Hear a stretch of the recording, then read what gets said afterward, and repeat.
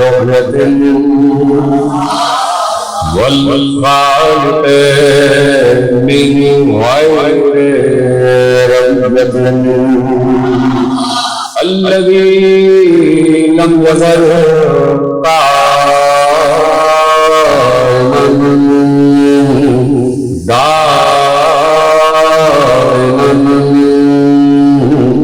إذ لا سماء ذات أبراج ولا ليل داجن ولا بحر ساجن ولا أرض ذات مهاد ولا خلق ذو اعتماد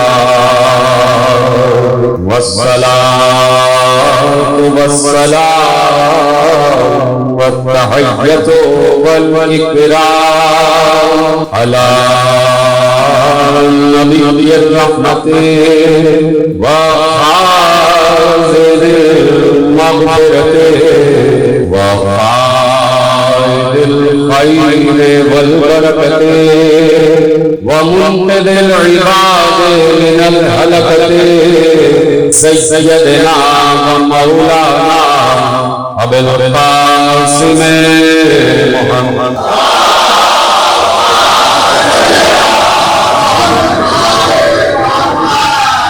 وأهل بيته الطيبين الطاهرين المعصومين المظلومين المنتخبين المنتجبين الذين أذهب الله عنهم الرجس وطهرهم تطهيرا.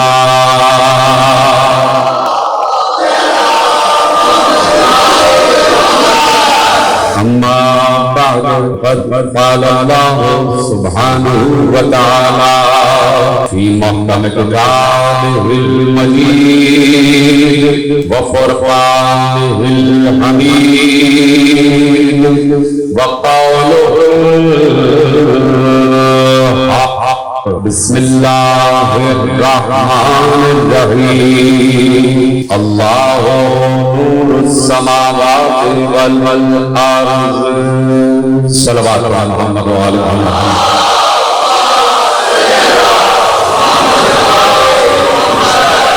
بجار عالم کا شکر ہے کہ اس نے ہمیں اس بھری پوری کائنات میں اس تہذیب و تمدن اور ان قبائل حسب و نسب سے بھری ہوئی دنیا میں اتنا اچھا حسب عطا فرمایا ہے اور اتنا اچھا نسب اور اتنا پاک شجرہ عنایت فرمایا ہے کہ اس نے ہم سے جبرائیل اور میکائیل کی طرح ذکر اہل بیت کرنے کا کام لیا ہوا ہے.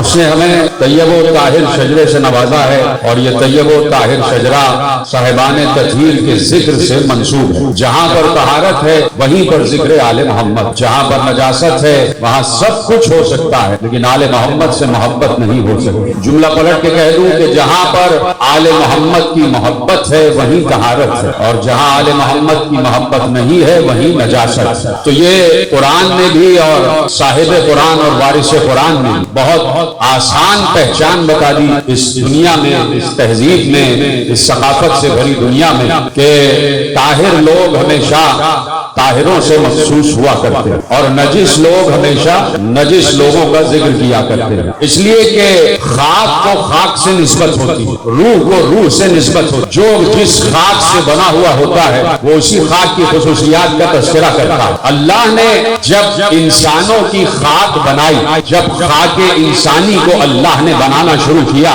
تو ایک خاک تو وہ ہے کہ جس سے آدم کی تخلیق ہوئی اور جس کو اللہ نے کہا تھا کہ عدیم ارض سے پاک و طیب ترین خاک اٹھا کے لاؤ اور اس خاک سے ہم خمیر آدم گوندھیں گے اور اسی طیب و طاہر خاک سے آدم کا پتلا بنایا جائے گا. تو آدم سر سے لے کر پاؤں تک چونکہ طیب و طاہر خاک سے بنے ہیں تو آدم میں کہیں گناہ کا شائبہ بھی نہیں تھا. آدم میں کہیں نجاست کا شائبہ بھی نہیں تھا، آدم میں کہیں کسی اور نجاست کا، کسی اور غیر طہارت کا شائبہ تک نہیں تھا، آدم میں جھوٹ کا شائبہ تک نہیں تھا، آدم میں کذب کا شائبہ تک نہیں تھا، آدم میں مکاری کا شائبہ تک نہیں تھا، آدم میں عیاری کا شائبہ تک نہیں تھا، آدم میں منصوبہ سازی کا شائبہ تک نہیں تھا، آدم میں غلط سیاست کا شائبہ تک نہیں تھا، آدم میں کہیں بھٹک جانے کا شائبہ تک نہیں تھا، آدم میں کہیں کسی اور کو مان لینے کا شائبہ تک نہیں تھا، آدم میں جھوٹ سے روگردانی کا شائبہ تک نہیں تھا، یعنی آدم میں کہیں غلطی کا شائبہ تک نہیں تھا، اس لیے کہ خاک مخلوق نہیں تھی، خاک پاک تھی، تو جہاں خاک پاک ہوتی ہے وہاں پر عمل بھی پاک ہوتا ہے، وہاں پر صورت بھی پاک ہوتی ہے، وہاں پر کردار بھی پاک ہوتا ہے، وہاں پر علم بھی پاک ہوتا ہے، وہاں پر باطن بھی پاک ہوتا ہے، وہاں پر ظاہر بھی پاک ہوتا ہے، وہاں پر علم بھی پاک ہوتا ہے، وہاں پر صورت بھی پاک ہوتی ہے، وہاں پر صورت بھی پاک ہوتی ہے، وہاں پر ظاہر بھی پاک ہوتا ہے، وہاں پر باطن بھی پاک ہوتا ہے۔ اب دیکھنا یہ ہے کہ آدم کا خمیر کس خاک سے اٹھایا گیا، آدم کا خمیر کس خاک سے اٹھایا گیا، آدم کو کس مٹی سے بنایا گیا، آدم کو دنیا کی کس مٹی سے بنایا گیا۔ اب اگر پوچھنا چاہو کہ دنیا تو اتنی بڑی ہے، دنیا کا گلوب تو اتنا طویل ہے، دنیا میں 7 بر اعظم ہیں، ان بر اعظموں میں ہزاروں کی تعداد میں شہر ہیں، ہر شہر میں طویل ترین زمینوں کا فرش بچھا ہوا ہے، ان کون سے فرش سے، کون سے ملک سے، کون سے ملک کے شہر سے، کون سے شہر کے تہہ کی ہوئی مٹی سے، کون سی مٹی کی طہارت سے آدم کا خمیر گوندا گیا تھا۔ تو بھائی بات یہ ہے کہ یہ صرف مصرع نہیں ہے، بلکہ یہ ایک فکر ہے، یہ ایک عقیدہ ہے، یہ ایک حدیث ہے، اور حدیث یہ ہے، اس حدیث کو مصرے کی شکل میں باندھا گیا کہ شاعر نے کہا کہ پہنچی وہی پہ خاک جہاں کا خمیر تھا،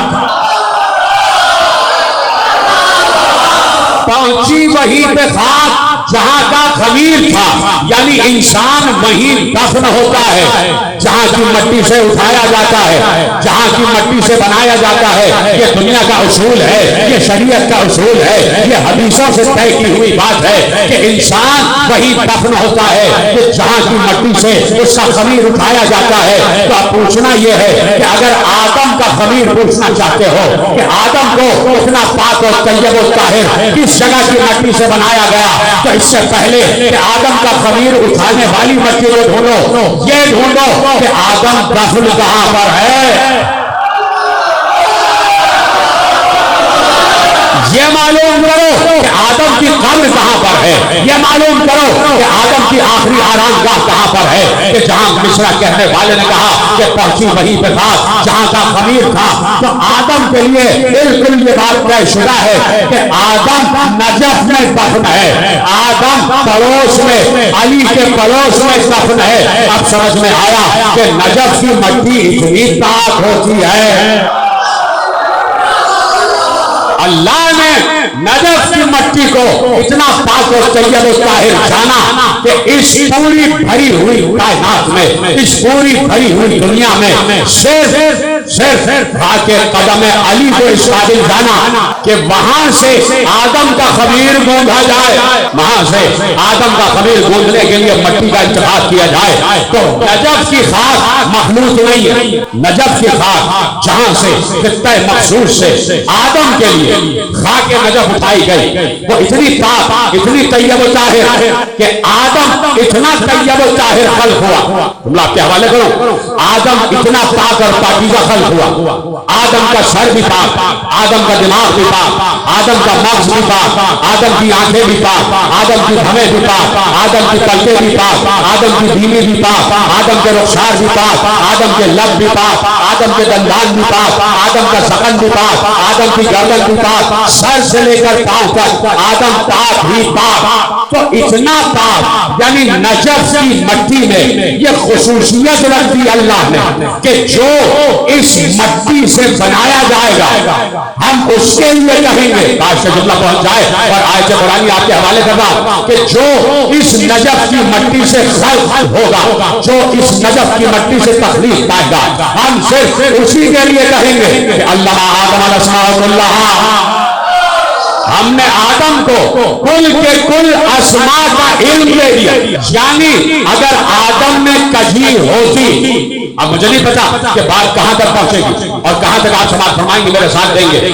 اگر آدم میں ذرا سی بھی کجی ہوتی اور خاک خمیر آدم میں ذرا سی بھی ناپاکی ہوتی تو کبھی بھی اللہ آدم کو سارے کے سارے اسماء کا علم نہ دیتا. اس کا مطلب ہے کہ علم وہی پہنچتا ہے جہاں کی خاک پاک ہو. علم وہی پہنچتا ہے کہ جہاں کی خاک پاک ہو. جہاں نجاست ہوتی ہے وہاں علم نہیں ہوتا، وہاں جہل ہوتا. اور آدم اتنا پاک کہ اللہ نے کہا علم آدم الاسماء کلھا، یہ پاک ہے اس لیے ہم نے اسے سارے کے سارے اسماء کا علم دے دیا. یعنی کچھ بھی اللہ نے بچا کے نہ رکھا، کچھ بھی اللہ نے بچا کے نہ رکھا. علم آدم الاسماء کلھا، ہم نے کل کے کل اسماء کا علم آدم کو دے دیا. ہم نے سب کچھ آدم کو سکھا دیا، ہم نے سب کچھ آدم کو علم دے دیا. یعنی علم دینے والا وہ ذات ہے کہ جو یہ اعلان کر رہی ہے کہ ہم نے آدم کو علم دیا، ہم نے آدم کو پڑھایا، ہم نے آدم کو اس مقام علم پر بلند کیا کہ جہاں ہم نے کسی اسم کو اپنے پاس باقی نہ رکھا. ہم نے ہر اسم کا علم آدم کو دے دیا، ہم نے ہر اسم کا علم آدم کو دے دیا. تو آدم کی خاص مخلوق نہیں ہے، آدم کی خاص مخلوق یعنی ملی ہوئی ملی جلی خاک نہیں کہ جس میں کہیں نجس خاک بھی شامل ہو گئی. تو اللہ نے خمیر آدم ڈھونڈا پاک و طیب خاک سے، پاک و طیب خاک سے. لیکن زمین میں صرف پاک و طیب خاک تو نہیں، زمین میں شور زدہ خاک بھی ہے، زمین میں کڑوی مٹی بھی ہے، زمین میں میٹھی مٹی بھی ہے، زمین میں شیریں مٹی بھی ہے، زمین میں شور زدہ مٹی بھی ہے، زمین میں کڑوی خاک بھی ہے کہ نہیں؟ جیسے کڑوا پانی ہوتا ہے اسی طرح کڑوی زمین بھی ہوتی ہے. جیسے شیریں پانی ہوتا ہے ویسے شیریں مٹی بھی ہوتی ہے. اور مٹی کے اثرات انسان تک پہنچتے ہیں. کوئی نئی بات نہیں کر رہا، یعنی مٹی کے اثرات انسان تک آتے ہیں. اچھا آپ جھوٹ بول رہے ہیں، آپ بڑے سازشی ہیں نا، آپ فلانے علاقے کے، تو علاقے کا اثر تو آئے گا، ہوتا ہے نا. اچھا بھائی،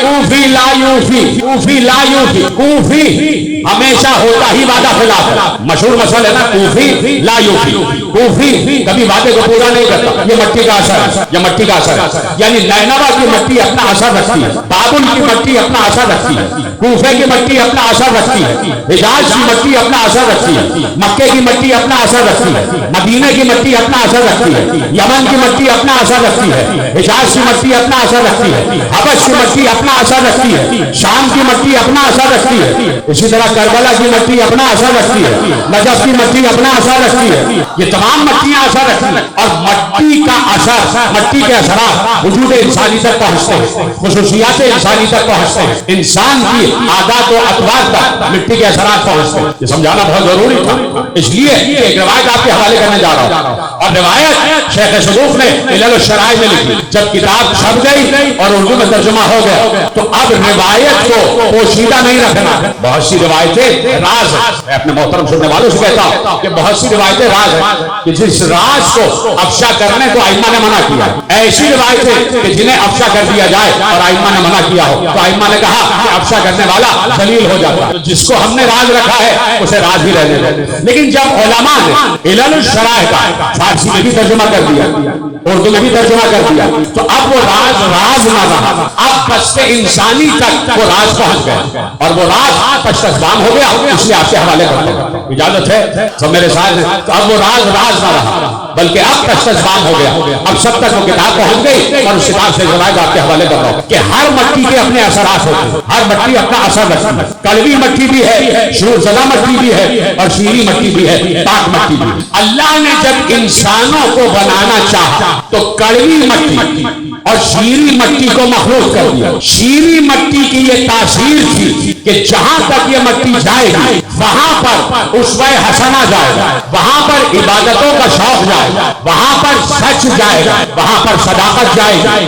وہاں پر طہارت جائے گی. اور کڑوی مٹی کا یہ خصوصیت تھی کہ جہاں کڑوی مٹی ہوگی، جہاں شور زدہ مٹی ہوگی وہاں گناہ ہوگا، وہاں پر غفلت ہوگی، وہاں پر عبادتوں سے کوتاہیاں ہوگی، وہاں پر ریاضتوں سے انسان بچے گا، وہاں پر انسان نیکیوں سے دور بھاگے گا. یہ اثرات ہیں مٹی کے. اللہ نے کڑوی اور شیریں مٹی کو مخلوق کیا. مخلوق کرنے کے بعد اس سے جسم انسانی بنایا، اس سے جسم انسانی بنایا، روح الگ بن رہی ہے اور جسم الگ بن رہا ہے۔ عالم ارواح میں اللہ نے سب سے وعدے لیے، بات سمجھ رہے ہیں یا کوئی پریشانی تو نہیں ہے؟ اللہ نے عالم ارواح میں ہر روح سے وعدہ لیا۔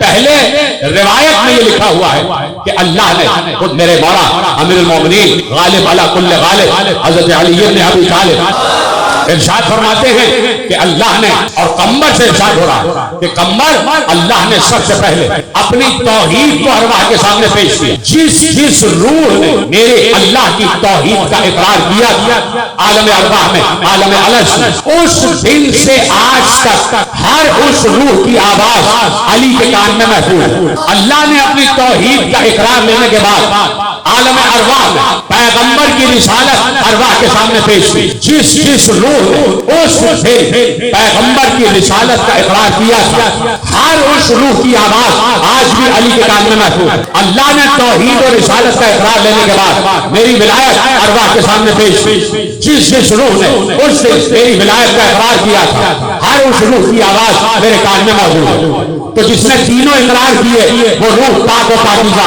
وہ آج بھی پاک اور پاکیزہ، یہ روح بن گئی، یہ روح بن گئی۔ اب اللہ جسم بنانا چاہتا، اب اللہ جسم بنانا چاہتا۔ اللہ نے خاک کو مخلوق کی، شیریں خاک بھی ہے اور شوریدہ خاک بھی، پاک خاک بھی ہے اور نجس خاک بھی ہے۔ اور میں نے آپ کو دونوں خاکوں کی تعبیر اور تاثیر بتا دی۔ دونوں خاکوں کو مخلوق کی، مخلوق کرنے کے بعد اللہ نے خبیر بولا اپنے ہاتھوں سے، اللہ کے ہاتھوں میں خمیر ہوگا، اور انہی ہاتھوں سے تخلیق آدم بھی ہو رہی ہے اور تخلیق آدمیت بھی ہو رہی ہے۔ تخلیق آدم بھی ہے اور تخلیق آدمیت بھی ہے۔ خمیر بن گیا اور انسان بننا شروع ہو گیا، انسان بننا شروع ہو گیا۔ پوچھا کسی نے بہت عرصے بعد کہ مولا یہ بتائیے کہ ہمارے مخالفین اچھے عمل بھی کرتے اور آپ کے چاہنے والے برے عمل بھی کرتے، روح پاک ہے تو عمل برا کیوں ہے، اور وہاں روح نجس ہے تو عمل اچھا کیوں ہے؟ بھائی اتنی مشکل بات نہیں کر رہا، بہت آسان بات کر رہا کہ یہاں روح پاک ہے اس لیے کہ غدیر کا اقرار ہے، اس لیے کہ ولایت کا اقرار ہے، تو روح پاک ہے تو عمل میں برائی کیوں ہے، عمل میں کوتاہی یہاں کیوں ہے،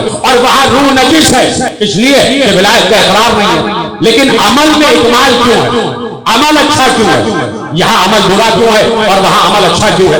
جبکہ یہاں روح اچھی ہے تو عمل بھی اچھا ہونا چاہیے، عبادتوں کی چاہ ہونی چاہیے، عبادتوں کی چاہت ہونی چاہیے، اور وہاں عبادتوں سے روگردانی ہونی چاہیے۔ سمجھ رہے نا میری بات؟ اشاروں میں کر رہا ہوں۔ تو معصوم نے کہا کہ سنو، اللہ نے جب مٹی مخلوق خلق کی تو اللہ نے مخلوق مٹی سے انسانوں کو خلق کیا، ہر انسان مخلوق مٹی سے خلق ہوا۔ یہ جو تمہارے اندر ذرا سی برائی آ گئی، تھوڑا عبادتوں میں کوتاہی آ گئی، تھوڑا ریاضتوں میں کوتاہی آ گئی، کئی جھوٹ بول لیتے ہو، یہ اس شوریدہ خاک کا اثر ہے کہ جو اللہ نے تمہاری پاک خاک میں مخلوق کر دیا، اور وہاں جو اچھا عمل ہے وہ اس پاک خاک کا اثر ہے کہ جو اللہ نے ان کی نجس خاک میں شامل کر دیا۔ بولا اچھا کہ اب سنو، توجہ ہے کہ نہیں ہے؟ اجازت ہے کہ نتیجہ آپ کے حوالے کرو؟ کیا سنو، مجھے نہیں پتا کہ روایت آپ تک کیسے پہنچے، حوالہ میں آپ کے حوالے کر چکا۔ کیا سنو، جب محشر آئے گا تو اللہ پاک کو پاک سے مخلوط کرے گا اور نجس کو نجس سے مخلوط کرے گا۔ جہاں پاکیزہ روح ہوگی وہی پاک خاک پھستی ہوئی چلی آ جائے گی، جہاں نجس روح ہوگی وہاں نجس خاک پھستی ہوئی چلی جائے گی۔ اب کہا تمہارے دشمن جتنا اچھا عمل کر رہے ہیں محشر میں وہ تم سے ملحق ہو جائے گا، جو تم برے عمل کر رہے ہو وہ ان سے ملحق ہو جائیں گے۔ اللہ اکبر، سلامت رہیں آپ۔ میں نے کہا نا بڑی راز والی روایت تھی۔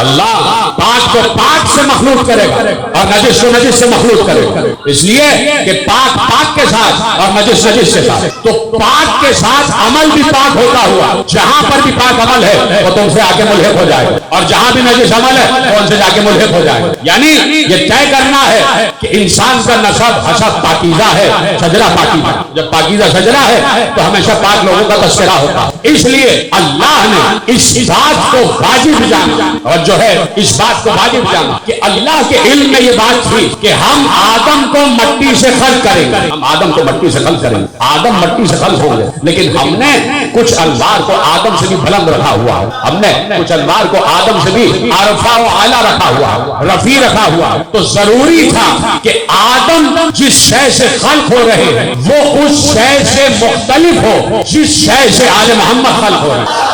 جو سمجھ گئے تو میرا سلام ہے، اتنی مشکل بات نہیں کرتا، بہت آسان الفاظ میں آپ کے حوالے کرتا ہوں، اس لیے کہ آدم بہر طور مفضول ہیں اور مصطفیٰ بہر طور افضل، تو جو افضل کا خمیر ہوگا وہی مفضول کا نہیں ہوگا، اور جو مفضول کا ہوگا وہ افضل کا نہیں ہوگا۔ تو اس لیے پیغمبر سے پوچھا گیا کہ آپ کس چیز سے بنے، آپ کس چیز سے خلق ہوئے، آپ کس چیز سے تخلیق پائی؟ تو معصوم نے ارشاد فرمایا، پیغمبر نے ارشاد فرمایا کہ اللہ نے ہمیں اپنے نور عظمت سے خلق کیا، اپنے نور سے خلق کیا۔ یہ اہل سنت کی روایت ہے جو آپ کے حوالے میرے یہاں ہے، اپنے نور عظمت سے خلق۔ اہل سنت نے لکھا کہ پیغمبر نے کہا اللہ نے ہمیں اپنے نور ذات سے خلق کیا۔ کاش یہ جملہ سب تک پہنچ جاتا، اللہ نے ہمیں اپنے نور ذات سے خلق کیا، اپنے نور عظمت، اپنے نور جلال و جمال سے نہیں، اپنے نور ذات سے۔ اگر یہ کہہ دیتے کہ اللہ نے ہمیں اپنے نور جمال سے خلق کیا ہے تو آل محمد کے نور میں نور جلال نہ ہوتا۔ بھائی پتہ نہیں میں بات پہنچا پا رہا ہوں یا نہیں، کسی ایک صفت سے خلق ہوئے تو اس کا مطلب ہے دوسری صفت نہیں۔ اگر کہہ دیا کہ ہمیں اپنے نور جمال سے خلق کیا تو اس کا مطلب ہے کہ نور جلال اس میں شامل نہیں، اس کا مطلب ہے کہ نور رحمانیت اس میں شامل نہیں، اس کا مطلب ہے کہ نور خلاقیت اس میں شامل نہیں، اس کا مطلب ہے کہ نور کریمیت اس میں شامل نہیں۔ اب آپ حضرات بیٹھے ہوئے ہیں، جتنے حضرات مومنین و مومنات یہاں تشریف فرما ہے، سب کے اندر کوئی نہ کوئی خصوصیت ہے، کسی کے اندر ایک خصوصیت ہے، کسی میں 2 ہے، کسی میں 4 ہے، کسی میں 10 خصوصیات والا جہاں بھی جائے گا اس کے ساتھ یہ خصوصیات جائیں گی، خصوصیات جائیں گی، جہاں بھی جائے گا اپنی خصوصیات کو ساتھ لے کے جائے گا۔ یہ نہیں ہے کہ گھر سے جا رہا ہے تو خصوصیت گھر میں رہ گئی اور خالی خالی جا رہا، جہاں بھی جائے گا خصوصیت لے کر جائے گا۔ یہ پورا جسم ہے، اس جسم میں خون دوڑ رہا، میں نے کہیں مثال دی تھی اور وہ مثال دوہرا رہا ہوں، اس پورے جسم میں سر سے لے کر پاؤں کا خون دوڑ رہا، اس میں وینز بھی ہیں، آرٹریز بھی ہیں اور کیپیلریز بھی، وریدیں بھی ہیں، شریانے بھی ہیں، یہ ساری چیزیں اور چھوٹی چھوٹی نسیں بھی ہیں، بہت باریک باریک نسیں جنہیں کیپیلریز کہا جاتا ہے، اور وہ جسم کے مختلف حصوں میں چسپاں ہے اور ان سے خون جو ہے وہ مختلف حصوں میں پہنچ رہا ہے۔ ہر انسان جو خون رکھتا ہے اس کے خون کا کوئی بلڈ گروپ بھی ہوتا ہے، کسی کا اے ہے، کسی کا بی ہے، کسی کا اے بی ہے، کسی کا اے پازیٹیو ہے، کسی کا بی پازیٹیو ہے، یہ سب ہوتے ہیں نا بلڈ گروپ۔ تو اب پوچھنا یہ چاہتا ہے کہ یہ دائیں ہاتھ ہے اس میں رگیں ہیں، اس میں خون دوڑ رہا، اور بائیں ہاتھ میں بھی رگیں ہیں اس میں بھی خون دوڑ رہا۔ کیا کہیں آپ نے سنا ہے کہ دائیں ہاتھ میں جو خون ہے اس کا بلڈ گروپ الگ ہے اور بائیں ہاتھ میں جو خون ہے اس کا بلڈ گروپ الگ؟ ایسا تو نہیں ہے، یعنی پورے جسم میں جو بلڈ ہے اس کا بلڈ گروپ ایک ہی ہوگا، یعنی دائیں ہاتھ میں بھی وہی بلڈ گروپ، بائیں ہاتھ میں بھی، دائیں پاؤں میں بھی، بائیں پاؤں میں بھی، آنکھ میں بھی، دماغ میں بھی، ناک میں بھی، کان میں بھی، چہرے میں بھی، ہر جگہ وہی بلڈ گروپ، یعنی خصوصیت ایک ہی ہے، خصوصیت ایک ہی ہے۔ اب آپ نے بلڈ نکالا ٹیسٹ کرنے کے لیے، جو بلڈ نکال لیا تو اس جو نکلے ہوئے بلڈ میں بھی وہی بلڈ گروپ ہے۔ ایسا نہیں ہے کہ آپ نے بلڈ نکال لیا ہو تو اب جو نکلا ہوا بلڈ ہے جو آپ نے فلن میں رکھا ہوا ہے اس کا بلڈ گروپ چینج ہو گیا نہیں، اس میں بھی وہی بلڈ گروپ۔ بات پہنچ گئی؟ اب آل محمد نے کہا کہ اللہ نے ہمیں اپنے نور ذات سے خلق کیا۔ اللہ کی ذات کی خصوصیات کیا ہیں؟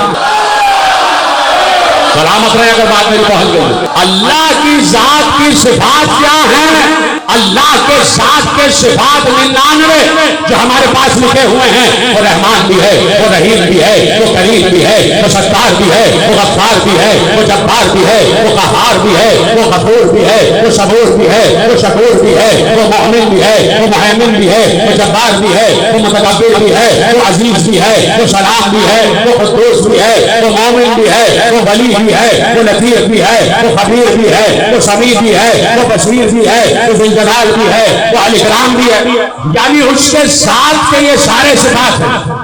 یعنی جہاں اللہ ہے اس وقت بھی اللہ یہاں موجود ہے تو اپنے 99 صفات کے ساتھ موجود ہے۔ اس وقت ہم اپنے گھروں میں نہیں ہیں لیکن ہمارے گھروں میں اللہ موجود ہے اور اپنے 99 صفات کے ساتھ موجود ہے۔ اس وقت سڑکوں پہ ہم نہیں ہیں لیکن سڑکوں پہ اللہ موجود ہے اور اپنے 99 صفات کے ساتھ موجود ہے۔ یعنی جہاں اللہ کی ذات جائے گی وہاں اللہ کے صفات بھی جائیں گے۔ محمد نے کہا اللہ نے ہمیں اپنے نور ذات سے خلق کیا ہے تو ذات کے ساتھ صفات بھی تو جائیں گے۔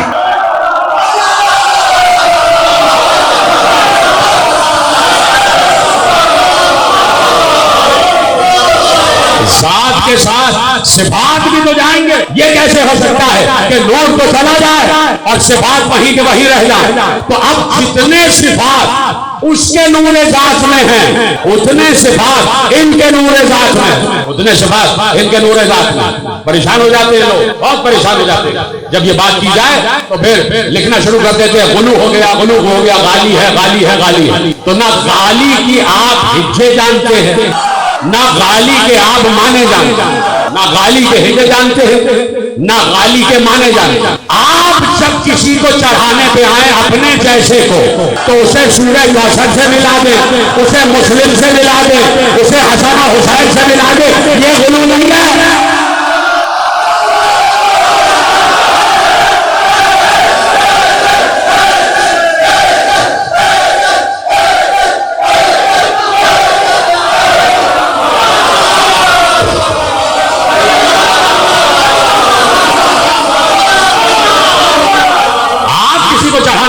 تو اتنا غلو اتنا غلو اتنا غلو کہ وقت کا حسین بھی کہہ رہے ہیں، وقت کا علی بھی کہہ رہے ہیں. یہ غلو نہیں ہے، یہی غلو ہے، یہی غلو ہے. اب جب بات غلو کی آتی ہے یاد رکھو غلو صرف اس وقت ہوتا ہے، میں نوجوانوں کو پیغام پہنچا رہا ہوں اور بات ریکارڈ ہو رہی ہے، غلو صرف اس وقت ہوتا ہے. اب مجھے کیا معلوم کہ جو میں لفظ استعمال کرنے جا رہا ہوں جاہلوں کو ان کا مطلب بھی معلوم ہے کہ نہیں، جہلا کو اس لفظ کا مطلب بھی معلوم ہے. میں ایک لفظ انگریزی کا استعمال کرنے جا رہا ہوں، اب جاہلوں کو نہیں پتا تو وما علینا الا البلاغ.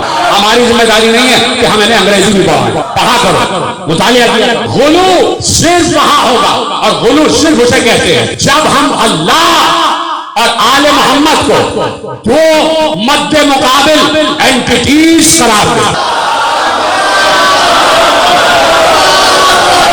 جب ہم اللہ اور آل محمد کو اینٹیٹیز قرار دیں کہ ایک اینٹیٹی اللہ ہے اور ایک اینٹیٹی آل محمد، یہ ہے غلو. یہ ہے غلو کہ ہم نے کہا کہ اللہ کے پاس جو صفات ہے وہی آل محمد کے پاس، تو گویا مقابلہ ہو گیا کہ ان میں کون بڑا. یہ غلو ہے، اس کو غلو کہتے ہیں. لیکن غلو یہ نہیں ہے جو اب میں بتانے جا رہا ہوں. آل محمد نے بتایا کہ جو کچھ اللہ کے پاس ہے وہ ہمارے پاس ہے، جو اس کے صفات ہیں وہ ہمارے پاس ہیں، ہمارے پاس ہیں. ہم بھی خلق کر سکتے، رزق ہم بھی دیتے، کرم ہم بھی کرتے، گناہ ہم بھی معاف کرتے، ثواب ہم بھی دیتے، عذاب ہم بھی دیتے. سب کچھ اس کا دیا ہوا ہمارے پاس. سورج کو ہم پہنچاتے، چاند ہم دو ٹکڑے کرتے، ستارہ ہم اتارتے، درخت ہم بلاتے ہیں، بارش ہمارے کہنے سے ہوتی ہے. ماں کے شکم میں ہم کہتے بیٹا تو بیٹا، ہم کہتے بیٹی تو بیٹی، ہم کہتے ہیں عورت تو مردوں کے مسئلے میں کہاں سے آ گئی. تو اب جو وہاں ہے وہ یہاں ہے. فرق صرف یہ ہے، اب غلو ختم ہو رہا ہے. فرق صرف یہ ہے کہ اللہ کے پاس جو کچھ ہے، جو کچھ اللہ کے صفات ہے وہ اللہ کا ذاتی ہے، وہ سب کچھ اللہ کا ذاتی ہے. اللہ کو کسی نے نہیں دیا. آل محمد کے پاس جو ہے وہ ان کا ذاتی نہیں ہے، اللہ کا دیا ہوا ہے.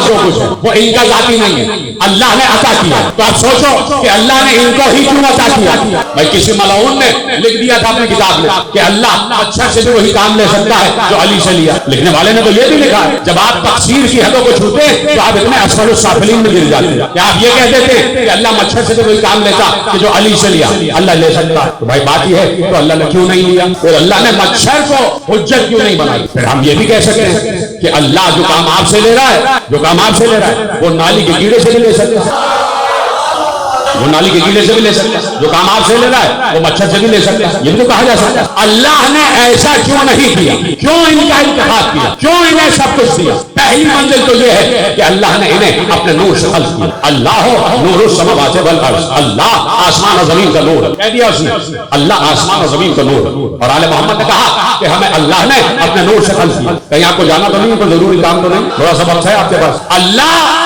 آسمان اور زمین کا نور ہے اور اللہ نے ہمیں اپنے نور سے خلق کیا، ہمیں اپنے نور سے خلق کیا. پہلی بات تو یہ ہے کہ یہ اللہ کے نور سے خلق ہوا، یہ اللہ کے نور سے خلق ہوا. تو نور سے تو ملائکہ بھی خلق، ملائکہ بھی نوری، ملائکہ بھی نوری. تو فرق کیا ہوگا؟ کہیں نہ کہیں فرق تو ہوگا، کہیں نہ کہیں فرق تو ہوگا. میرے عزیزوں کو نہیں ہوگا. نور نور میں فرق، جیسے خاک اور خاک میں فرق ہے.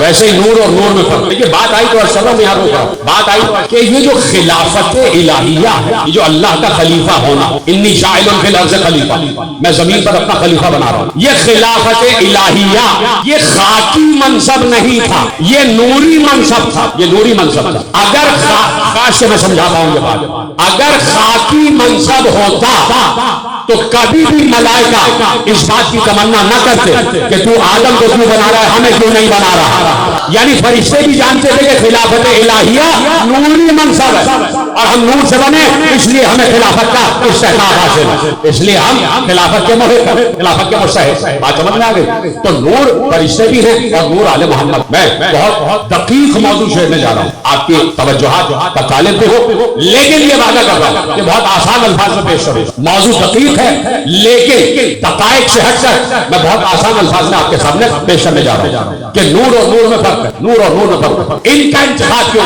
ان کا انتخاب کیوں ہوا؟ معصوم نے ارشاد فرمایا, اور کوئی سوال ذہن انسانی میں ایسا نہیں پیدا ہوتا جس کا جواب معصوم نے کبھی نہ دیا. بہت کم لوگوں نے میرا ساتھ دیا کہ آپ کو شک ہے اس بات کا, لیکن جتنا مطالعہ بڑھے گا اتنا ہی میری بات پر آپ ساتھ کریں کہ کوئی سوال ذہن انسانی میں ایسا پیدا نہیں ہوتا جس کا جواب معصوم نے پہلے نہ دے دیا, اس کا جواب نہ دے دیا, ہر جواب معصوم نے دے دیا. اور یہ جتنا بھی استنباط کیا جاتا ہے یہ سب معصوم کے اقوال کی روشنی میں تو کیا جاتا ہے. یہ جو ہمارے یہاں توضیح المسائل ہے اور یہ جو ہمارے شریعت کے مسائل حل کیے جاتے ہیں یہ سب معصوم کے اقوال ہی سے تو حل کیے جاتے ہیں. اس کا مطلب ہے کہ معصوم ہر سوال کا جواب دے کے گیا, اسی لیے علماء وہاں سے استنباط کرا. ٹھیک ہے, تو اب ان کا انتخاب کرنا, کسی اور کا انتخاب کیوں نہیں ہو, کسی اور کو اللہ نے یہ سارے صفات کیوں نہیں دی, کسی اور کو اپنی ذات کا حصہ کیوں نہیں بنایا, کسی اور کو اللہ نے صاحب اختیار کیوں نہیں کر, کسی اور کو اللہ نے صاحب اختیار کیوں نہیں کر دیا, صاحب اختیار کیوں نہیں کر دیا. یہ جبرائیل کا کام صرف وحی لانا ہے, یہ اسرافیل کا کام صرف سور پھونکنا ہے, یہ میکائیل کا کام رزق تقسیم کرنا ہے, یہ اسرائیل کا کام موت دینا ہے. یہ سارے کے سارے کام ایک ملک کے پاس کیوں نہیں ہے, یہ سارے کام ایک فرشتہ کیوں نہیں کر رہا, کام بٹے ہوئے. لیکن جہاں صفات آ جاتی ہیں ساری کی ساری صفات نور ذات خدا میں ہے, اور نور ذات خدا سے آل محمد تخلیق پائے, اور اللہ نے سارے صفات دے دی. اے نبی اس پوری کائنات کا تمہارا اختیار ہے, جسے چاہے موت دے دینا, جسے چاہے حیات دے دینا. جب کہو گے بارش برس جائے, جب کہو گے غلہ ہو جائے, جب کہو گے ہم تمہارے کہنے سے بیٹا دے دیں گے, بیٹی دے دیں گے.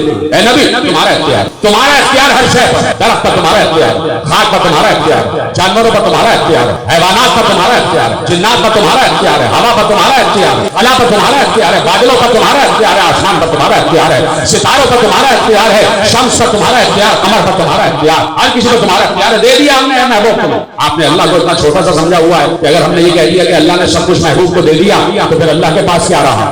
اللہ کے پاس آپ نے اتنا چھوٹا سا اللہ کو سمجھا ہوا ہے کہ اللہ اگر دے دے گا تو اللہ خالی ہو جائے گا. نہیں, ایسا نہیں, ایسا نہیں. میں آپ سے کچھ علم کی باتیں شیئر کر رہا ہوں, آپ بھی علم کی باتیں شیئر کر رہے ہیں. آپ میں بہت سے لوگ ایسے بیٹھے ہوں گے جو استاد ہے, جو پڑھاتے ہیں, جو معلم ہے, کلاس لی, صبح آپ نے لیکچر دیا, کوئی بھی معلم یہاں بیٹھے, معلم نے لیکچر دیا, 1 گھنٹے کا لیکچر دے دیا, اس کے دماغ میں جو کچھ تھا وہ اس سے شاگرد کے دماغ میں منتقل کر دیا, تو کیا آپ استاد خالی ہو جائے گا؟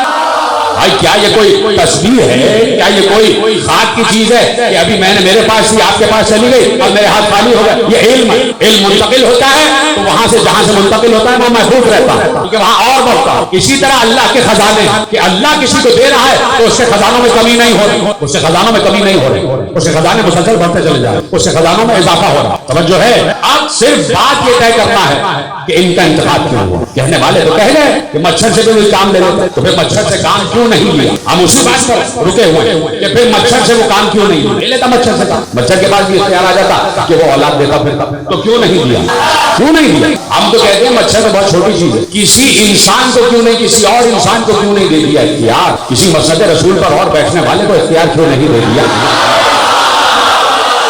کسی غیر کو اختیار کیوں نہیں دے دیا؟ ٹھیک ہے, اب صرف ایک مرحلہ رہ گیا کہ ان کا انتخاب کیوں ہوا, کیوں ہوا. تو معصوم نے اس قضیے کو بھی حل کیا, اس مسئلے کو بھی حل کیا. سنو, جب اللہ نے مخلوقات بنائی, اللہ نے مخلوقات بنائی, ساری مخلوقات بنا لی, ساری کا مطلب ساری, ساری کا مطلب ساری, اس میں کیڑے مکوڑے سے لے کر دیو ہیکل جنات سے لے کر ملائکہ اور فرشتے سب شامل, اس میں ذرات زمین سے لے کر سب شامل ہے. ساری کا مطلب ساری مخلوقات, اس میں مچھر بھی ہے, اس میں مچھر بھی, اس میں کھٹمل بھی ہے. اچھا عجیب بات ہے, آپ نے یہ کیوں نہیں کہا کہ کھٹمل سے بھی زکام لے لیتا؟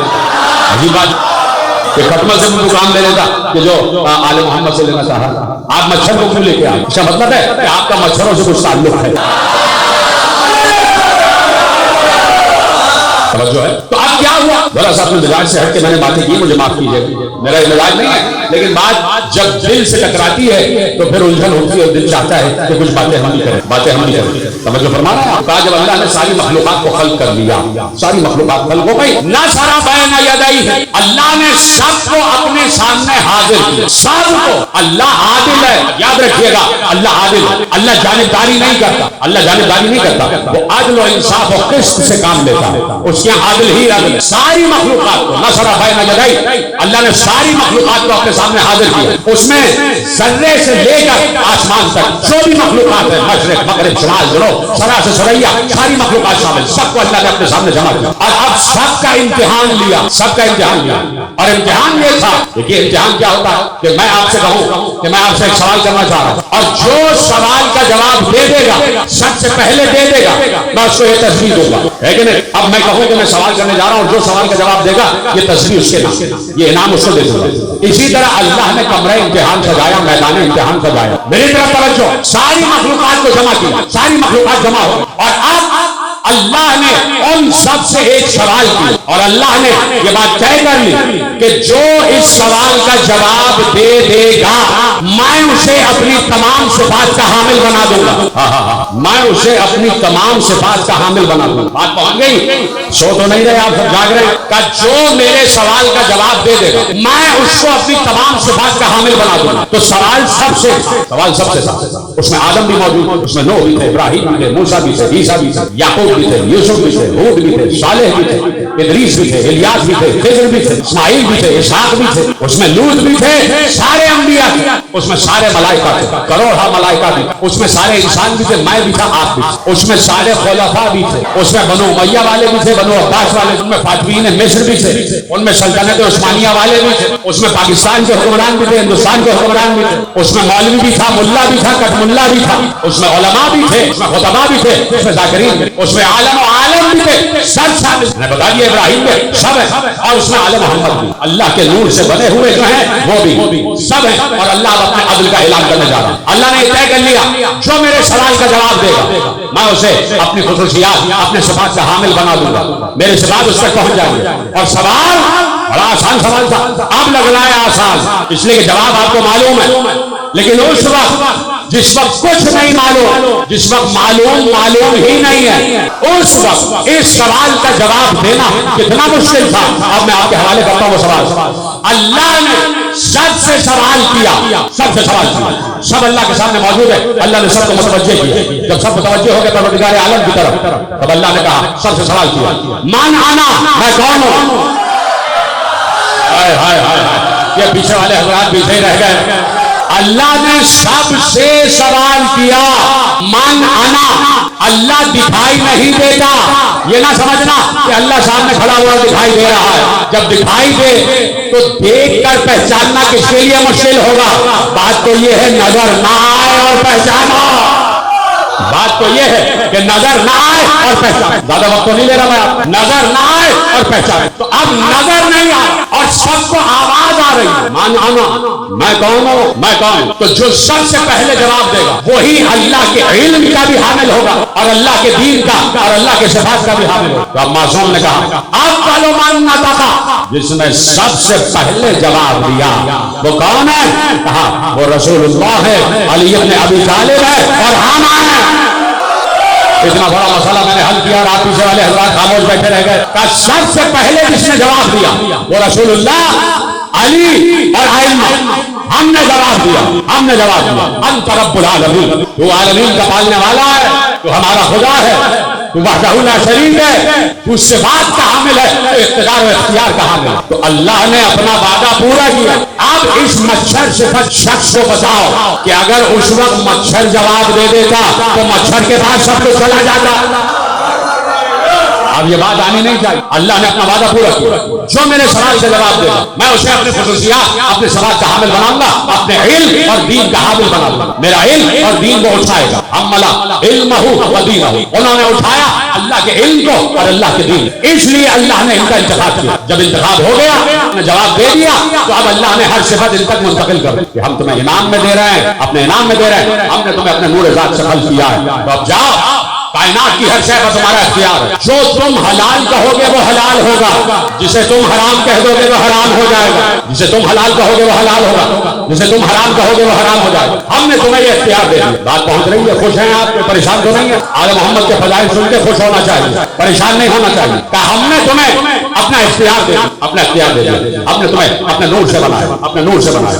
अब जब अपने नूर से बनाया, खत्म हो रही बात, बिल्कुल तकरीर आखिरी मरहले में दाखिल हो रही है। और मेरा अपना हुस्ने यकीन है कि मैं इस वक्त आपके हवाले एक बिल्कुल नई बात कर, जो आपने कभी सुनी नहीं, नई बात नहीं, एक इंकिशाफ करने जा रहा हूं। कर दूं इंकिशाफ? अगर आपकी इजाजत है तो इंकिशाफ करने जा रहा हूं। अल्लाह नूरुस समावाति वल अर्ज़ मसलु नूरिही कमिश्कातिन फीहा मिस्बाहुन अल मिस्बाहु फी ज़ुजाजतिन अज़-ज़ुजाजतु कअन्नहा कौकबुन दुर्रिय्युन यूक़दु मिन शजरतिन मुबारकतिन ज़ैतूनतिन ला शर्क़िय्यतिन वला ग़रबिय्यतिन यकादु ज़ैतुहा युज़ीअु वलौ लम तमससहु नारुन नूरुन अला नूर यहदिल्लाहु लिनूरिही मन यशा वल्लाहु बिकुल्लि शैइन अलीम फी बुयूतिन अज़िनल्लाहु अन तुरफ़अ व युज़करा फ़ीहा इस्मुहु युसब्बिहु लहू फ़ीहा बिल-ग़ुदुव्वि वल-आसाल। अल्लाह कहता है कि मैं आसमान और ज़मीन का नूर। खत्म हो रही बात, मेरी तरफ मुतवज्जह रहिएगा। मैं कभी भी गुजारी के लिए मिंबर पर नहीं आता, चाहता हूँ कि कुछ न कुछ आपसे हासिल करके ही मिंबर छोड़ूं।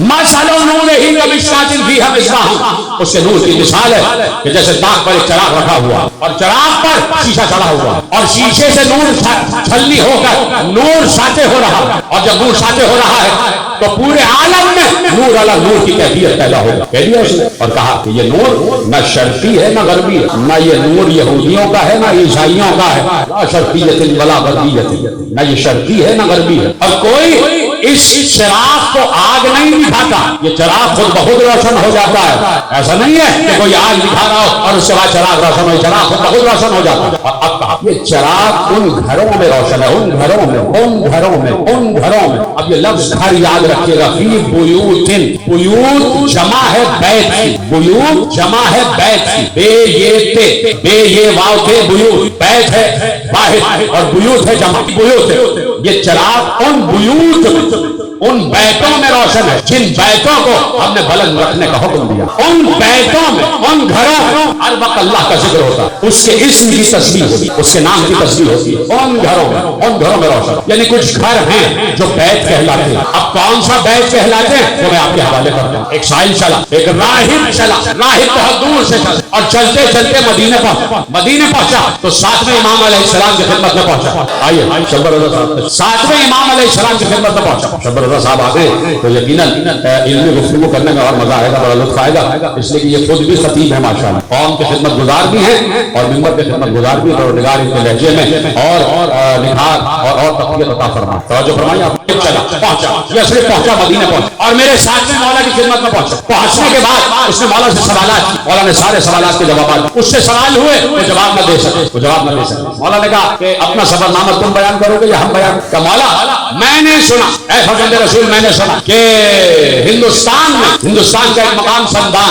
लिखा हुआ, मोहम्मद इब्न याकूब कुलैनी ने ये रवायत लिखी है जो आपके हवाले कर, कितना बड़ा हवाला दे, इसलिए कि इंकिशाफ करने जा रहा हूँ तो हवाला देना बहुत जरूरी है कि बाद में लोगों को जहमत ना हो कि मुझसे पलट के पूछे कि कहां से पढ़ा। तो सबको हवाला दे दिया। मोहम्मद इब्न याकूब कुलैनी उसूल काफी ने ये रवायत लिखी और वहां से आपके हवाले कर रहे हैं। किताब में रवायत मौजूद है, लोगों की नजर से नहीं गुजरती तो मैं क्या करूं। अब कहा कि हिंदुस्तान में एक आलिम, उसका शोहरा मुझ तक पहुंचा और मैंने ये सुना कि वो एक शब रोज जाता है बैतुल मुकद्दस और उसी शब रोज में वापस भी बैतुल मुकद्दस जाता है और वापस आ जाता और वहां की ज़ियारत करता है और वापस आ जाता। और उसके पास कोई ऐसा इसमें आजम है तो जिस इसमें आजम को वो इस्तेमाल करता, और वो इसमें आजम वही इसमें आजम है कि जो सुलेमान के खलीफा आसिफ बिन बरखिया के पास था, उससे पास वो इसमें आजम। मौलाना का रुको ये बताओ कि अल्लाह के कितने इसमें आजम हैं कि जिनके जरिए से ना होने वाले काम को होने में तब्दील किया जा सकता, अनहोनी को होनी बनाया जा सकता। उसने कहा कि फजल रसूल मुझे ज्यादा तो नहीं मालूम, लेकिन मुझे ये मालूम है कि 7 इस्म उसके ऐसे हैं कि जिनके जरिए से अनहोनी को होनी किया जा सकता। मौलाना का वो 7 इस्म मालूम, या मैं कोई कहानी सुना रहा हूँ, ऐसा लग रहा है कि आपको सुनाने के लिए लोरी दे रहा हूँ। मौलाना का क्या वो 7 इस्म मालूम?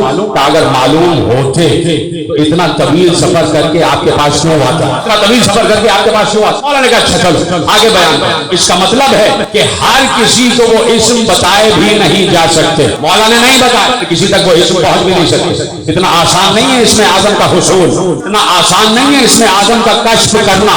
वो तो दुआएं दो अपने वालिदैन को, नहीं दुआएं दो अपनी माँ को कि उन्होंने उससे बैठ के तुम्हें परवान चढ़ाते हुए एक इसमें आजम सिखा दिया, अली अली अली अली, एक इसमें आजम सिखा दिया। इतना आसान कर दिया कि अली अली किए जाओ और अनहोनी को होनी बनाए जाओ। लेकिन अली की मारिफत के साथ अली अली करना जरूरी है। ये ना हो कि अली को पहचानते नहीं और या अली कर रहे हैं। अली को पहचानना भी जरूरी। अच्छा आगे बयान करो। कहा हमें पता चला कि वह हिंदुस्तान में है, तो मैं शाम से सफर करता हुआ हिंदुस्तान पहुंचा और मैं उस पहाड़ पर पहुंचा और पहाड़ की बुलंद चोटी पर उसका आश्रम है और उस आश्रम में वो रहता है। लोगों ने मुझे बताया कि ये साल में 2 मरतबा बाहर आता, बस 2 मरतबा, और उसके बाद ये अपने आश्रम ही में रहता है। कहता है कि मैं आश्रम के दरवाजे पर पहुंचा, मेरी हिम्मत नहीं हुई कि दरवाजे पर दस्तक दूं। मैं बैठा रहा, मैं ही रहा।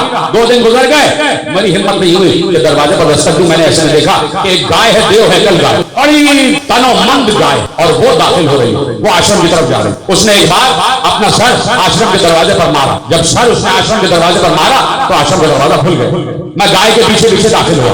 मैंने देखा कि वो शख्स, वो आलिम एक मशरक पर बैठा हुआ, मशरक पर बैठा हुआ और सर झुकाए हुए है और उसकी आंखों से आंसू बह रहे, उसकी आंखों से आंसू बह रहे। तो मुझे उसने देखा, मैंने उससे देखा, मैंने सलाम किया, उसने जवाब में सलाम। मैंने कहा कि मैंने आपके मुताल्लिक सुना है कि तैयार है सुनने के लिए कि आप एक शब रोज में जाते हैं बैतुल मुकद्दस और वहां से वापस आ जाते हैं। बैतुल मुकद्दस जानते हो क्या है? उस आलिम ने कहा बैतुल मुकद्दस मालूम भी है क्या है? तुम यहाँ आ गए मुझसे पूछने के लिए कि मैं जाता हूँ एक शब में और वापस आ जाता हूँ बैतुल मुकद्दस। कहाँ हिंदुस्तान और कहाँ वो बैतुल मुकद्दस? यरूशलेम। हाँ मैं जानता हूँ वो यरूशलेम में बैतुल मुकद्दस, यरूशलेम में बैतुल मुकद्दस का वो बैतुल मुकद्दस नहीं है। अल्लाहु अकबर। वो बैतुल मुकद्दस नहीं का क्या मतलब? का बात यह है कि जब ईसा से लेकर और पैगंबर का जमाना आया तो ईसा से पैगंबर तक का दौर 572 बरस का है। 572 बरस। ईसा के 572 बरस बाद पैगंबर इस दुनिया में तशरीफ लाए। 572 AD after the death of Christ पैगंबर इस दुनिया में आए। का ये जो जमाना है ये फतरत का जमाना कहलाता है। का फतरत के जमाने में, फतरत के जमाने में अहले कुफ्र, अहले बातिल, अहले हक पर गालिब आए और अहले बातिल अहले हक पर गालिब आए। उन्होंने जिस चीज का नाम चाहा तब्दील कर दिया और कहा कि पैगंबर के जाने के बाद यही दौर उस दौर के अहले बातिल का रहा कि उन्होंने जिस चीज का चाहा नाम बदल दिया, जिस चीज का चाहा नाम अपनी मर्जी से रख दिया। समझो फरमा रहे हैं आप। तो कहा कि जैसे कुरान ने सूरह नज्म में कहा कि परवरदिगार ने ये जो तुमने नाम रखे हैं, जो तुम्हारे रखे हुए नाम सम्मयतुमूहा अंतुम व आबाउकुम, कुरान ने सूरह नज्म में कहा ये तो वो नाम है जो तुमने और तुम्हारे आबा अजदाद ने रख लिए। मा अंज़लल्लाहु बिहा फी सुल्तान, सुल्तान अल्लाह ने तो इनके बारे में कोई ऐसी आयत नाज़िल नहीं की, अल्लाह ने तो इनके बारे में कोई आयत ऐसी नाज़िल नहीं की। ये तुमने नाम रख लिए। बात पहुंच गई। सूरह नज्म की आयत मौला ने पढ़ी, सूरह नज्म की आयत उस आलिम ने पढ़ी और बाहिर उस आयत को दोहरा। कुरान में अल्लाह सूरह नज्म में कह रहा है ये नाम तो तुमने रख लिए, अल्लाह ने तो ऐसे नाम नहीं कह दिया है। तो फिर आप बताइए बैतुल मुकद्दस क्या? क्या तुम समझते हो कि ये यरूशलेम, ये तल अवीव, ये जो आज का फिलिस्तीन है, ये जो आज का इस्राएल का, ये समझते हो तुम ये बैतुल मुकद्दस है? क्या ये बैतुल मुकद्दस नहीं है? सुन लीजिए, उस आलिम ने कहा कि बैतुल मुकद्दस वो नहीं है बल्कि अहले बातिल ने उसका नाम बदल दिया किसी की दुश्मनी में। तो उसने पूछा, उस राहिब ने पूछा उस आलिम से फिर बैतुल मुकद्दस क्या है? कहा बैतुल मुकद्दस आले मोहम्मद के घरों का नाम है।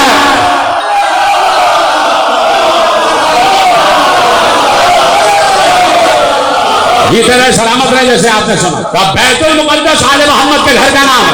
कहा आप समझो मैं वहां नहीं जाता, एक शब में वक्त के अली के पास जाता और आ जाता, आले मोहम्मद के घर तक जाता हूं वापस आ जाता, जाता और वापस आ जाता। इसीलिए तो तुमको यहाँ देखकर हैरान हो रहा हूं कि तुम इतना तवील सफर करते हुए यहाँ क्यों आए। जाओ यशरिब, जाओ यशरिब में मोहल्ला बनी हाशिम में जाओ, जिस दरवाजे पर बाबुल इल्म लिखा हुआ है वही तो बैतुल मुकद्दस, जिस दरवाजे पर बाबुल इल्म लिखा हुआ है वही तो बैतुल मुकद्दस।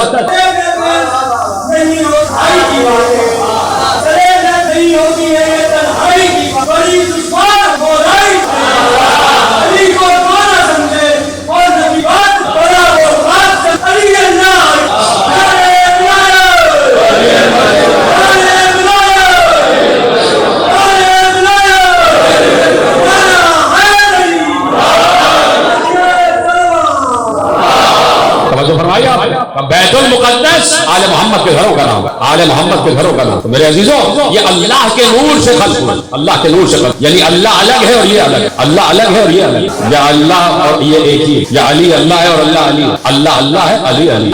علی نے خود کہا کہ میں اس کے نور سے خلق ہوا، میں اس کے نور سے خلق ہوا، اس نے مجھے اپنے نور ذات سے خلق. علی نے پوری زندگی اللہ اللہ کیا. اب کوئی علی سے آگے بڑھ کے علی کو یہ بتا رہا کہ یا علی آپ کو تو معلوم ہی نہیں کہ آپ اللہ.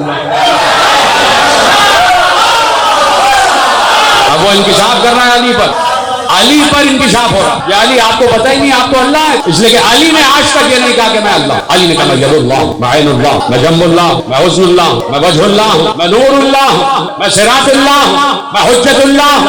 میں نے خمیر آدم ڈھونڈا، میرے دست سے قدرت پر کائنات. توجہ فرمائیے آپ، تو اس کے نور عظمت سے خلق ہوا. تو یہ ہے علی. تو اب اندازہ لگائیں جو اللہ کے نور عظمت سے خلق ہوا ہو، جو اللہ کے نور ذات سے خلق ہوا ہو. ختم ہو رہی ہے بات. اللہ کا کہنا یہ ہے کہ ان اللہ جمیل یحب الجمال. اللہ حسین ہے. اللہ کتنا حسین ہوگا کوئی اندازہ نہیں لگا سکتا. جہاں اس نے اتنے حسین چہرے خلق کیے وہ خود کتنا حسین ہوگا. نہیں بات میں نے بہت چھوٹی کر دی. جس نے علی کا چہرہ خلق کیا ہے وہ خود کتنا خوبصورت ہوگا.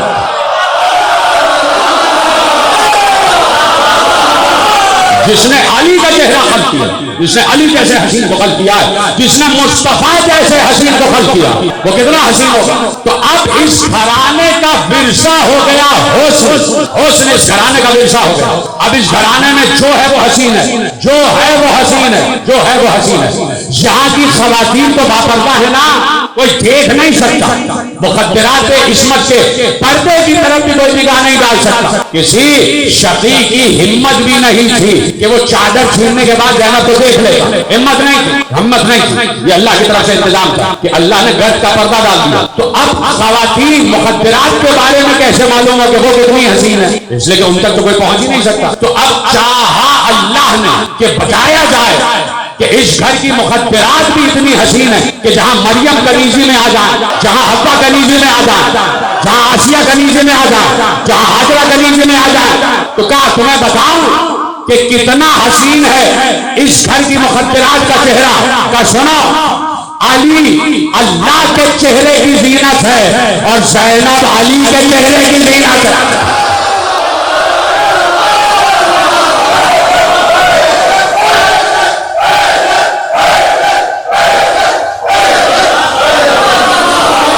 علی اللہ کے چہرے کی زینت اور زینب اب اپنے باپ کی زینت. بس سمجھ لو جو حسن ہے وہ علی کا خاصہ ہے. جو حسن ہے حسن تقسیم ہی یہاں سے ہوتا، حسن تقسیم ہی یہاں سے ہوتا. علی ہے تو وہ حسین، حسن ہے تو وہ حسین، حسین ہے تو وہ حسین. یہ دونوں شہزادے حسن کی معراج ہیں. اب آپ اندازہ کریں کہ بیچ میں محبوب خدا ہے اور بائیں حسن اور حسین ہے. ذرا وہ منظر تو تصور کریں کہ منبر پہ محبوب بیٹھا ہوا ہے.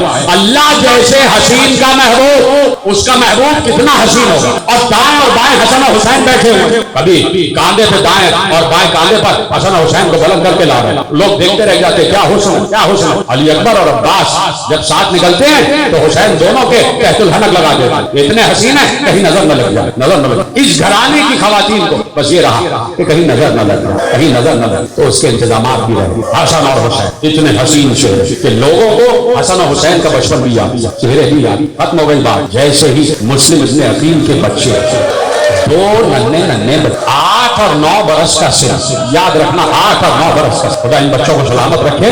8 اور 9 برس کے بچے بیٹھے ہوئے ہیں. تمہیں پتا ہے نا کتنا بڑا قدر ہوتا ہے. چھوٹے چھوٹے بچے، حسین ترین بچے. آل محمد کے گھرانے کا خاصہ یہ ہے کہ زلفیں کشادہ ہوتی، زلفیں طویل ہوتی. اور جب حسن پر زلف طویل ہو جائے تو حسن میں اور اضافہ ہو جاتا ہے، حسن میں اور اضافہ ہو جاتا ہے. بچوں کی زلفیں طویل، بچوں کے چہرے چاند جیسے چمکتے ہوئے، رخسار چاند کو شرماتے ہوئے حسین ترین بچے. جب اس مومنہ کی کنیز نے نہر پر ان بچوں کے عکس کو دیکھا، بچے درخت پر بیٹھے ہوئے تھے اور درخت پر بیٹھے ہوئے تھے تو درخت پر بیٹھے ہوئے کا عکس پانی میں نظر آیا تو کنیز نے دو بچوں کے عکس دیکھے تو درخت کی طرف نگاہ کر کے کہا کہ بچوں زمین پر آ جاؤ، گر جاؤ گے چوٹ لگ جائے، زخمی ہو جاؤ. بچوں نے بہت دنوں کے بعد پیار بھرا لہجہ سنا، پیار بھرا لہجہ سنا.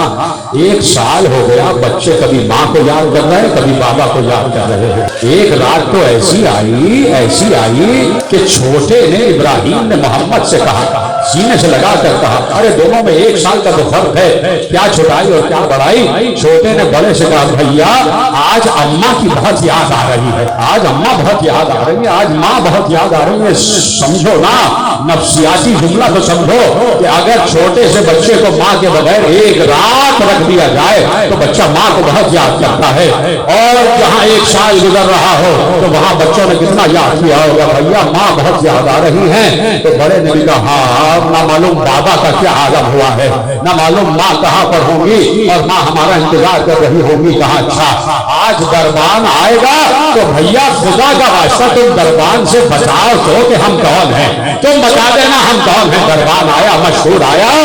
एक बार बड़े ने कहा, जरा कुछ देर के लिए हमारी बात सुन ले। कहा क्या बात है? कहा रसूल अल्लाह को जानते हो? कहा हाँ जानता हूँ, वो अल्लाह के महबूब हैं। कहा ये बताओ अली इब्न अबी तालिब को जानते हो? कहा हाँ, वो मौलाए कायनात है। कहा ये बताओ हसन और हुसैन को जानते हो? कहा हाँ, वो फातिमा के लफ्ज़ जिगर है।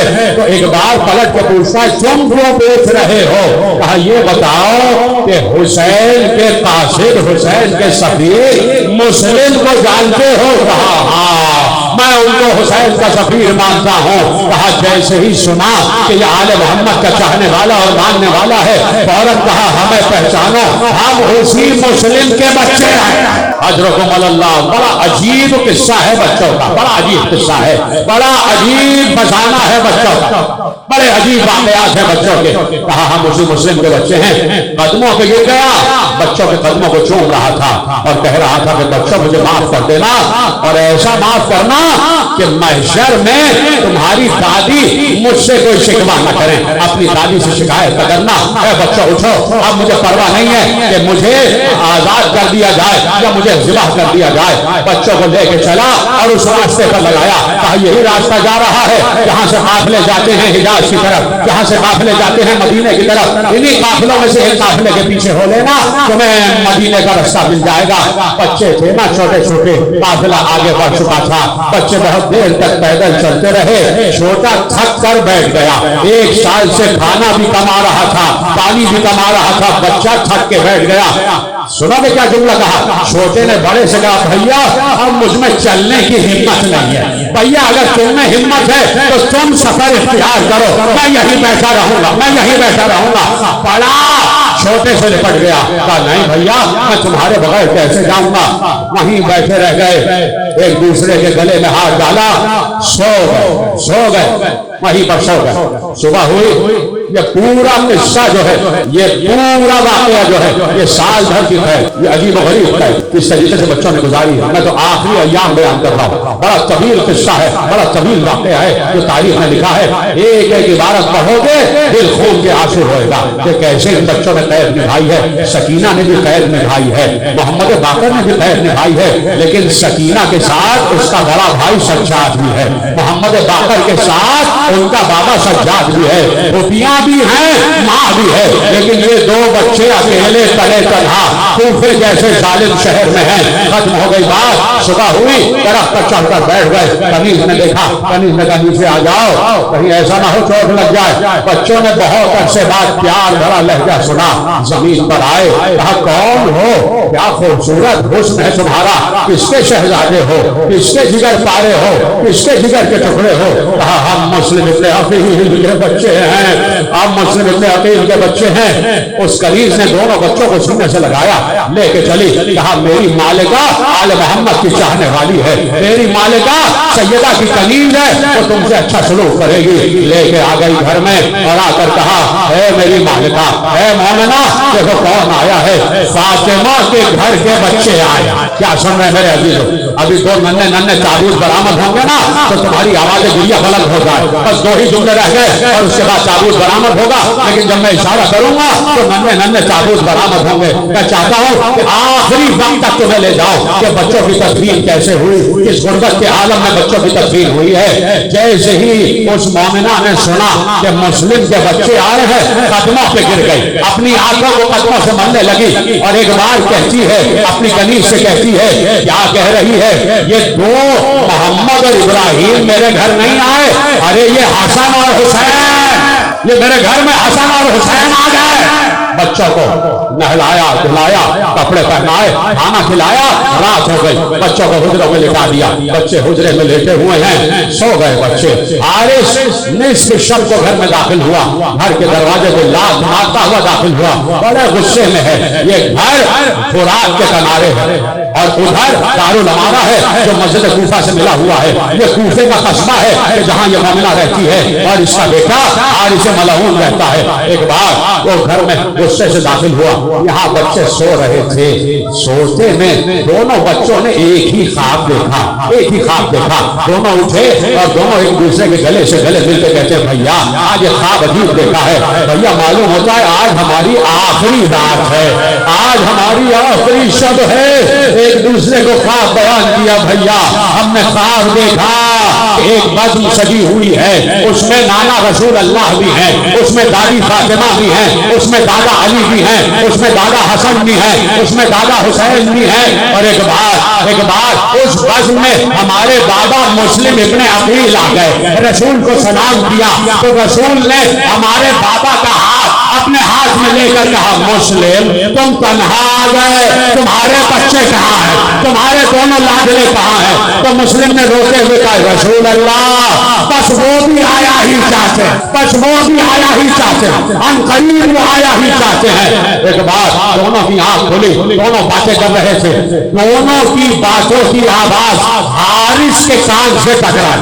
حارث نے دونوں کی آواز سنی۔ ایک بار ماں سے پوچھا حجرے میں کون ہے؟ کہا کوئی نہیں ہے۔ تیرے کان بج رہے؟ کہا نہیں میں آواز سن رہا ہوں۔ آگے بڑھا، دروازے کو لاش ماری، ٹٹولتا ہوا آگے بڑھا، ٹٹولتا ہوا آگے بڑھا، اندھیرا حجرہ تھا، ٹٹولتا ہوا آگے بڑھا۔ ایک بار محمد کے بالوں پہ ہاتھ پڑا، محمد کے بالوں پہ ہاتھ پڑا، جھنجھوڑ کر کہتا ہے کون ہو، کون ہو؟ کہا تو بتا، تو ہمیں امان دیتا ہے؟ کہا امان دیتا ہوں۔ کہا رسول کی امان؟ کہا ہاں رسول کی امان۔ کہا علی کی امان؟ کہا علی کی امان۔ کہا فاطمہ کی امان؟ کہا فاطمہ کی امان۔ کہا اچھا جب امان دے دی ہے تو صرف ہم مسلم کے بیٹے ہیں، ہم مسلم ابن عقیل سفیر حسین کے بچے ہیں۔ ایک بار کہتا ہے اچھا میں پورے علاقے میں 3 دن سے تمہیں ڈھونڈ رہا ہوں انعام کی لالچ میں، اور مجھے کیا معلوم کہ تم میرے گھر میں ہی چھپے ہوئے ہو۔ بچوں کو باہر لایا، ختم ہو رہی ہے بات، بچوں کو باہر لایا۔ سنو گے کیسے لایا؟ دونوں ہاتھوں سے بچوں کے بالوں کو کھسیٹتا ہوا، بالوں کو جھنجھوڑتا ہوا باہر لایا۔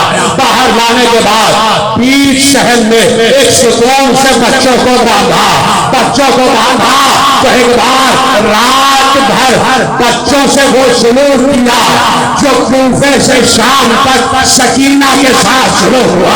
کبھی محمد کا تماشا مارا، کبھی ابراہیم کے تماشا مارا، جھگنا نہیں خدا کے واسطے، کبھی محمد کو تماشا مارا، کبھی ابراہیم کو تماشا مارا۔ صبح ہوئی تو بچوں کے رخسار نیلے ہو چکے تھے، بچوں کے رخسار سے خون بہ رہا تھا، اتنا مارا بچوں کو، اتنا مارا بچوں کو کہ بچوں کے رخسار نیلے ہو چکے تھے، بچوں کے رخسار زخمی ہو چکے تھے۔ دونوں بچوں کو لے کر چلا، فرات کے کنارے آیا، بچوں نے کہا نہ مار، ہمیں نہ مار، ہمیں لے جا کے بھیج دے، ہماری زلفیں کاٹ دے اور ہمیں غلاموں کے دربار میں لے جا کے بھیج دے، غلاموں کے بازار میں۔ کہا نہیں مجھے انعام چاہیے۔ کہا کتنا انعام؟ کہا 1000 درہم، 1000 درہم انعام چاہیے۔ اچھا ہمیں ہمارے گھر پہنچا دے، ہم تجھے 10,000 دینار دلوائیں گے۔ کہا نہیں مجھے تو ابن زیاد سے انعام چاہیے، میں تو تمہیں قتل کروں گا۔ کہا اچھا قتل نہ کر، ہمیں زندہ لے چل گرفتار کر کے ابن زیاد کے دربار میں۔ کہا نہیں اگر تمہیں زندہ لے گیا تو راستے میں لوگ تمہیں مجھ سے چھین لیں گے اور کوئی اور انعام لے جائے گا، تمہیں ذبح کروں گا، تمہارا قتل کروں گا، تمہاری گردنیں جدا کروں گا۔ کہا اچھا کچھ نہیں اجازت دیتا تو 2 رکعت نماز کی اجازت دے۔ یہ ہے آل محمد کہ آخری وقت تک نماز کو نہیں بھول رہے، کہ 2 رکعت نماز کی اجازت دے دے۔ دونوں بچوں نے نماز پڑھی، جیسے ہی نماز کا سلام پھیرا ایک بار دونوں بچوں نے دعا کے لیے ہاتھ اٹھائے، پروردگار ہمارے اور اس کے درمیان جلد فیصلہ کروا، جلد فیصلہ کروا۔ اس نے آمین کہا۔ حارث آگے بڑھا، نیام سے تلوار نکالی، محمد کے قریب بڑھا، محمد کی گردن کو نیچے کیا، ابراہیم نے اپنی گردن محمد کی گردن پہ رکھی، اس نے ابراہیم کو جھنجھوڑ کر دور پھینکا، بھائی دیکھ رہا تھا محمد کی گردن پر چھری چلی، بھائی کا سر تن سے جڑا ہوا، اس نے سر کو بالوں سے پکڑا، ایک طرف رکھا، جسم کو اٹھایا، فرات کے حوالے کیا، فرات پہ جسم رکا رہا، فرات پہ جسم رکا رہا، دوسرے بھائی کے نزدیک پہنچا، ابراہیم کے گلے کو پکڑ کے موڑنے کے بعد زمین پر لٹایا، ابراہیم کے گلے پر چھری پھیری، سر کو تن سے جدا کیا، دوسرا جسم پہلے جسم کے ساتھ ملحق ہوا، دونوں بھائی ایک دوسرے سے لپٹ گئے۔ کیا سن رہے میرے عزیزو، کیا تھک چکے ہو؟ دونوں بھائی کے جسم ایک دوسرے سے لپٹ گئے، فرات کی سطح سے سماتے ہوئے زمین کی طرف چلے گئے، فرات کی تہ میں دونوں کے تن غائب ہو گئے۔ اس نے دونوں کے سروں کو اٹھایا، ایک توبڑے میں رکھا، دونوں توبڑوں کو لے کر چلا، ابن زیاد کے دربار میں آیا، آنے کے بعد دونوں سروں کو توبڑوں سے باہر نکالا۔ ابن زیاد جب سر تھے نا تو ابن زیاد نے کہا کیا لایا ہے؟ کہا اے حاکم تیرے لیے تحفہ لایا، بڑا قیمتی تحفہ ہے، ایسا تحفہ کہ جس کا کوئی مول نہیں ہے، جس کا کوئی انتظار کر رہا تھا۔ کہا کیا ہے ان توبڑوں کے اندر کیا ہے؟ اس نے توبڑوں کو ہٹایا، جیسے ہی سروں کو باہر نکالا، ابن زیاد اپنی مسند سے کھڑا ہوا اور کھڑے ہو کر کہتا ہے او ظالم، کس ماں کی گود اجاڑ کر آیا؟ حضرت اللہ، او ظالم، کس ماں کی گود اجاڑ کر آیا ہے؟ حاکم، یہ انہی بچوں کے سر ہیں جو مسلم کے بچے ہیں، جو مسلم کے بچے ہیں ان کے سر ہیں۔ کہا میں نے تو کہا تھا گرفتار کر کے لانا، تو نے میرے حکم کے خلاف ورزی کی ہے، تجھے ایسے انعام نہیں ملے گا، ایسے انعام نہیں ملے گا۔ تو نے بچوں کو ذبح کر دیا، ایک بھائی کو دوسرے بھائی کے سامنے ذبح کر دیا، میرے حکم کے خلاف ورزی کی ہے، میں تجھے سزا دوں گا۔ کا کوئی ہے جو اس کو لے جائے اور وہی ذبح کرے کہ جہاں اس نے دونوں بچوں کو ذبح کیا؟ غلام کھڑا ہوا، اس نے غلام کو دیکھا، کہا ہاں میں جانتا ہوں تو آل محمد کا چاہنے والا ہے، کوئی ہے جو پہلے ان بچوں کے سروں کو دھو کر لے آئے، ان بچوں کے سروں کو دھو کر لے آئے؟ کہا ظالم، یہ بچے میرے پاس قید ہو کر آئے تھے، جب قید ہو کر آئے تھے تو حسین ترین بچے تھے، ان کے چہرے سے نور ساتے تھا، تو نے یہ کیا ان کا حشر کر دیا کہ چہرے پر جمع ہوا خون ہے اور رخسار نیلے ہیں، رخسار پھٹے ہوئے ہیں، رخسار سے خون بہ رہا ہے۔ غلام دونوں سروں کو لے کر گیا، اپنی زوجہ کے پاس گیا، کہا ان سروں کو دھو دو۔ اس نے سروں کو دھونا شروع کیا، سر دھوتی جا رہی تھی اور کہتی جا رہی تھی اے کاش تمہاری ماں پہلے ہی مر چکی ہو، نہ معلوم تمہاری ماں زندہ ہے تو تمہارے بغیر کیسے جی رہی ہوگی۔ دونوں کے سروں کو دھویا، سر دھل کے دربار میں آئے، تازہ پانی ٹپک رہا تھا، سروں سے پانی ٹپک رہا تھا، چہرے کے رخساروں سے سردی آیا تھی، نیلاہٹ آیا تھی، سردی آیا تھی، دونوں کے سر رکھے گئے، کہا لے جاؤ اس کو وہیں پر لے جاؤ جہاں اس نے بچوں کو ذبح کیا تھا۔ لے کے چلا غلام، لے کے چلا، بچوں کے خون کی دھار زمین پر نظر آئی، بچوں کے خون کی دھار زمین پر نظر آئی، حکم دیا کہ اس کو الگ ذبح کرنا، اس کا خون پاک خون سے نہ مل لیتا ہے، اس کا خون پاکیزہ خون سے نہ مل لیتا ہے۔ اس کو ذبح کیا، اس کا گلا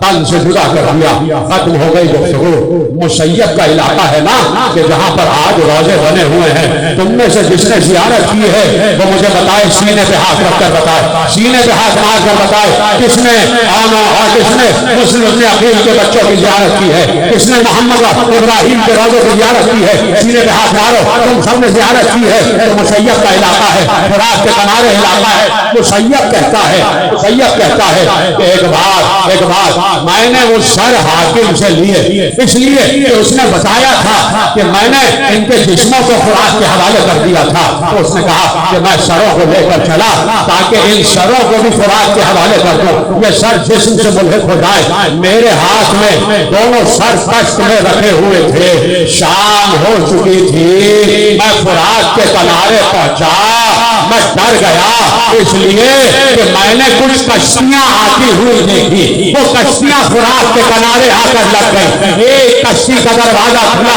اس میں سے ایک بلند قامت ہستی برآمد ہوئی، دوسری کشتی کا پردہ ہٹا، ایک اور ہستی برآمد ہوئی، تیسری نورانی کشتی آئی، ان دونوں ہستیوں نے اس کا پردہ ہٹایا، ایک خاتون سیاہ نقاب میں ملبوس برآمد ہوئی، ایک بار اس خاتون نے اس بلند قامت شخص سے کہا بابا آپ نے دیکھا انہوں نے میرے بچوں کے ساتھ کیا سلوک کیا؟ وہ خاتون فرات کے کنارے آئی، ایک بار اپنے دوپٹے کو اٹھایا اور کہا ہے فرات میری امانت کو واپس کر، ہماری امانت کو واپس کر۔ دونوں جیسے فرات سے باہر آئے، ایک کا جنازہ محمد نے اٹھایا، ایک کا جنازہ علی نے اٹھایا، فاطمہ نے سروں کو اپنے ہاتھ میں لیا، آواز دی یا مسلمان